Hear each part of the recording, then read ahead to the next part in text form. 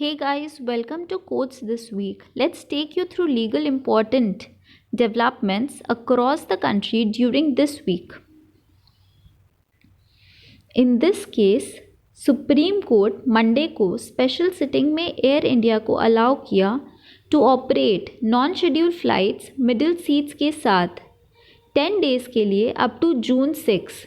Supreme court ने यह भी बोला कि नॉन शेड्यूल ऑपरेशंस के बाद एयर इंडिया को बॉम्बे हाई कोर्ट का ऑर्डर मानना पड़ेगा जो बोलता है to keep middle seats vacant. Supreme का यह ऑर्डर पास किया in a petition filed by Ministry of Civil Aviation and Air India against the order of Bombay High Court, जो एयर इंडिया को मिडिल सीट्स एम्प्टी रखने बोलता है even in non schedule flights.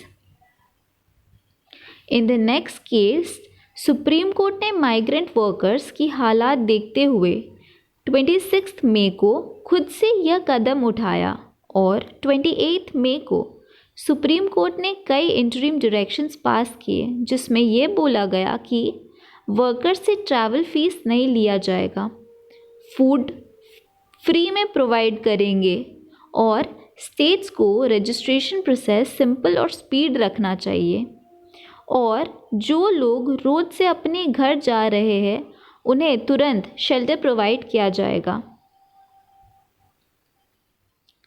इस case में supreme court ने Tamil Nadu government को कोविड-19 के ट्रीटमेंट के लिए उन हॉस्पिटल्स को यूज़ करने का परमिशन दिया जिनका अनऑथराइज कंस्ट्रक्शन के लिए डिमोलिशन का ऑर्डर होना था। सुप्रीम कोर्ट ने यह ऑर्डर बिल रॉथ हॉस्पिटल के एप्लीकेशन पे पास किया जिसके ऊपर डिमोलिश ऑर्डर था। सुप्रीम कोर्ट ने यह डिमोलिशन रोक दिया और यह ग्राउंड पे हॉस्पिटल यूज़ करने दिया क्योंकि तमिलनाडु गवर्नमेंट को एडिशनल कोविड-19 पेशेंट्स के लिए बेड्स चाहिए थे। इस केस में नेशनल ग्रीन ट्रिब्यूनल के ऑर्डर जो 50 करोड़ रुपया जमा करने और एक मॉनेटरी कमीशन कॉन्स्टिट्यूट करने की थी, उसके खिलाफ कंपनी ने एक एप्लीकेशन सुप्रीम कोर्ट में फ़ाइल किया जिसमें सुप्रीम कोर्ट ने करीब 30 लोगों को परमिशन दिया to assess the chemical plant जहां पे गैस लीक हुआ था जिसकी वजह से कई लोगों की मौत और कई लोग इंजर्ड भी हो गए। सुप्रीम कोर्ट ट्यूसडे को एक batch petition against the order of ministry of home affairs जो एम्प्लॉयर्स को फुल वेजेस विदाउट डिडक्शंस पे करने बोले थे लॉकडाउन में, सुप्रीम कोर्ट ने सेंटर को आदेश दिया to file reply and submit in 2 weeks. और जूट मिल्स एसोसिएशन केस में यही सेम बेंच ने डायरेक्ट किया कि जो इंटरिम ऑर्डर्स मई 15 को पास हुए थे वो relating to coercive action against the employers for non payment of wages चालू रहेगी। जामियात उलेमा ए हिंद ने मीडिया के खिलाफ आरोप लगाया कि उन्होंने अपने हेडलाइंस के थ्रू पूरे मुस्लिम कम्युनिटी को नुकसान पहुंचाया है। सुप्रीम कोर्ट ने सेंट्रल गवर्नमेंट को रिस्पॉन्स करने बोला और plea against communalisation of Nizamuddin Markaz at Delhi. Chief justice बोले कि हम ये मैटर्स को काफ़ी सीरियसली लेते हैं। सुप्रीम कोर्ट ने 2:1 से यह हेल्ड किया कि डिसिप्लिनरी इंक्वायरी एक एम्प्लॉय के खिलाफ उसके रिटायरमेंट के बाद भी चल सकती है और मेजर पनिशमेंट्स जैसे कि डिसमिसल और रिमूवल भी चालू रह सकते हैं।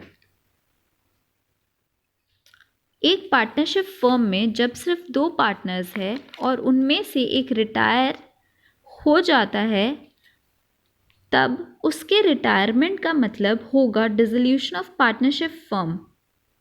और यह सुप्रीम कोर्ट ने बताया कि retirement of partner and dissolution of firm में अंतर है।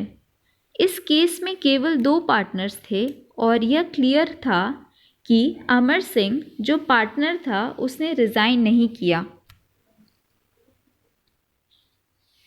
सुप्रीम कोर्ट ने यह बोला कि सेक्शन 157 सीआरपीसी के तहत एफआईआर मैजिस्ट्रेट को भेजने में देरी अक्यूज्ड को अक्विट करने की वजह नहीं हो सकता।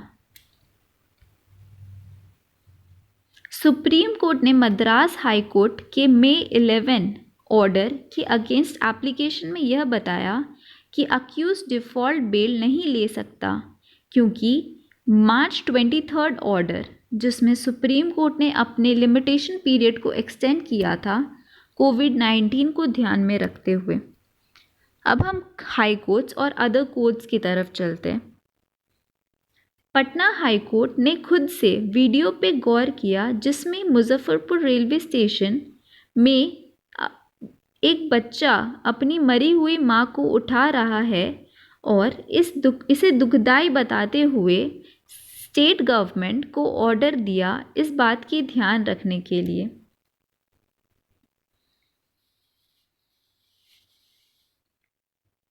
High court of Madhya Pradesh ने गवर्नमेंट ऑर्डर को मानते हुए उन लोगों के नाम जो डिस्क्लोज करने से मना किया जो कोविड-19 पॉजिटिव पाए गए हैं।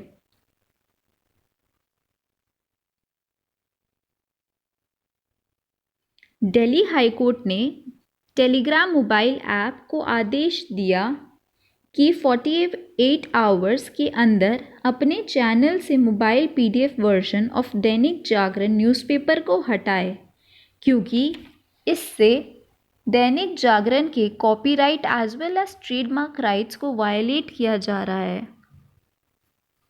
मद्रास हाई कोर्ट वेडनेसडे को डिक्लेयर किया कि जे दीपक और J Deep nephew and niece of Jayalalithaa उत्तराधिकारी है और उनके प्रॉपर्टी के पूरे हक है क्योंकि जयललिता ने शादी नहीं की थी और उनके कोई बच्चे नहीं थे and their nieces and nephew belong to class 2 heirs, इसीलिए वो प्रॉपर्टी के ओनर्स है।